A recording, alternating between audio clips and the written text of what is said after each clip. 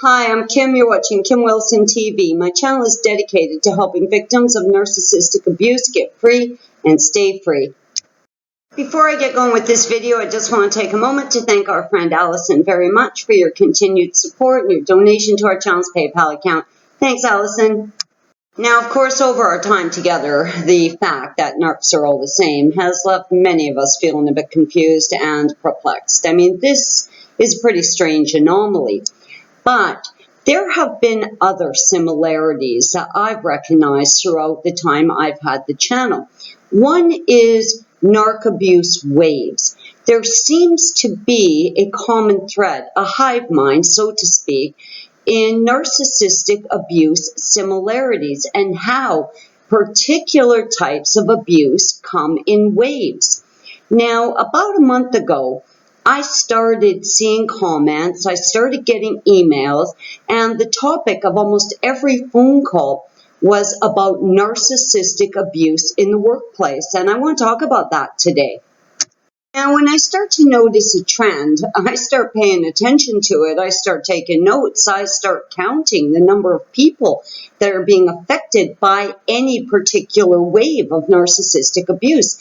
Now, it started in one day with several people, so my radar was up, but it's been about a month or so now, and the number of victims reporting workplace narcissistic abuse is it's hundreds and hundreds. I stopped counting hundreds ago.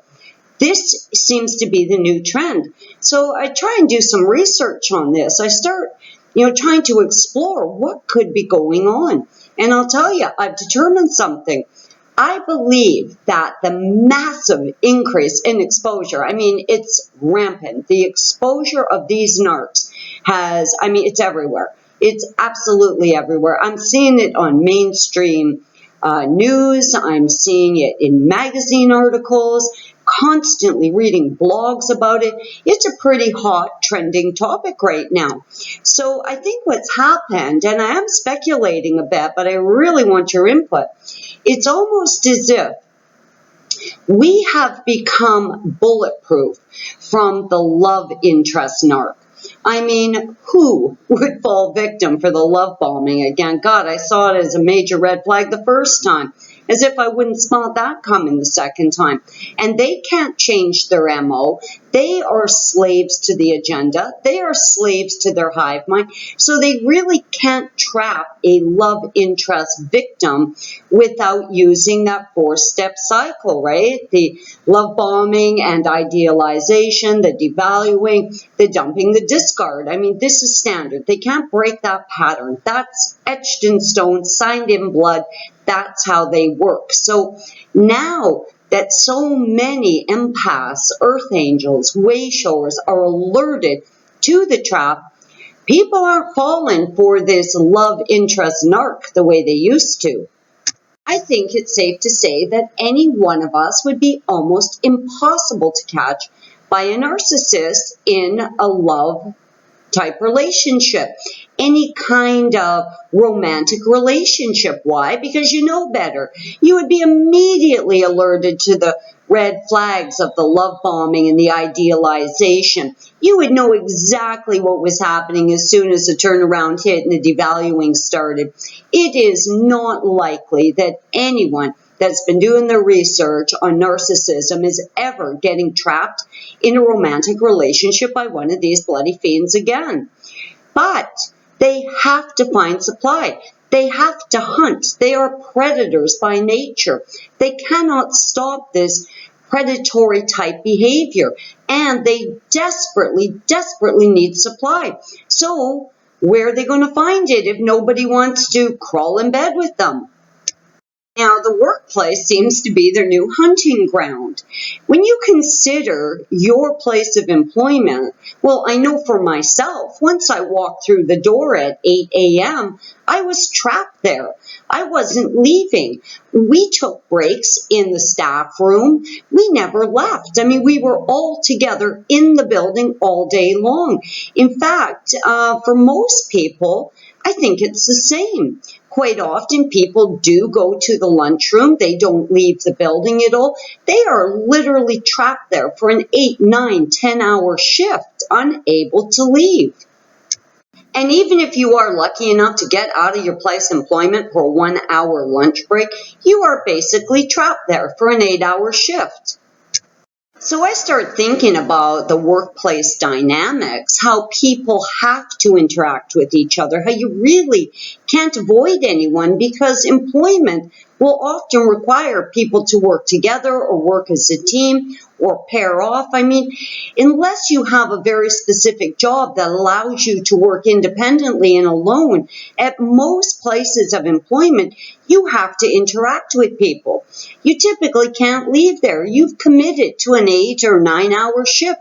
You are stuck in that place of employment for that shift. You're stuck there for 5 days a week usually.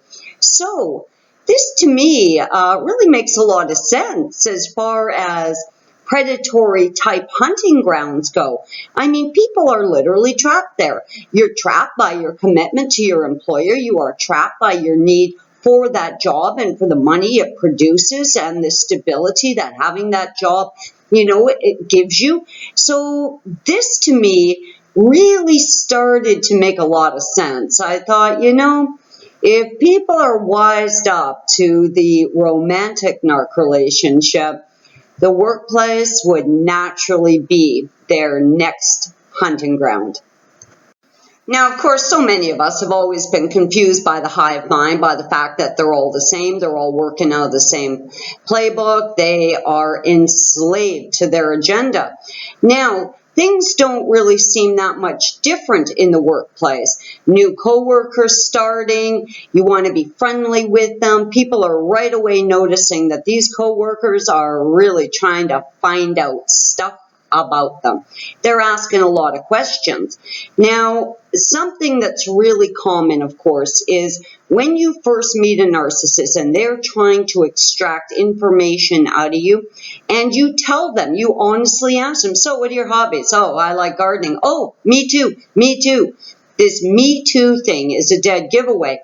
They are overpraising their coworkers, really trying to recreate that love bombing idealization type thing.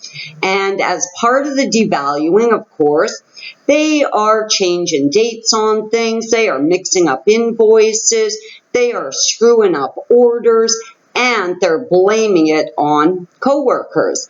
They do not accept critique in the workplace very well and are quite often angry and causing a sense of unsettlement within the workplace. Now, work in itself can be challenging enough, but when you got some fiend in there messing things up, sabotaging things, going behind your back, stabbing you in the back, this can make for a very, very challenging place to work. And again, if you're going to be at work 8 hours a day, 5 days a week, you need to protect yourself from this horrible toxic energy and certainly protect yourself from workplace sabotage.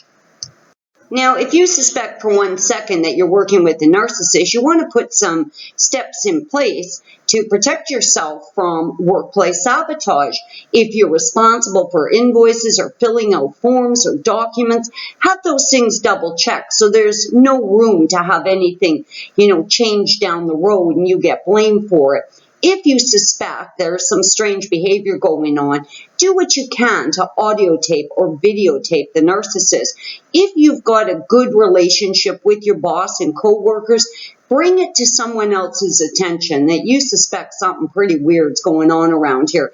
You don't want to be going in after the narc has made some false allegation about you and you're trying to explain away their lies.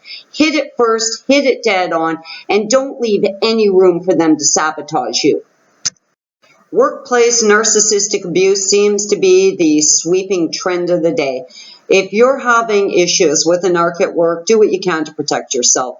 I'm Kim, you're watching Kim Wilson TV. I hope you guys are having a great narc-free day.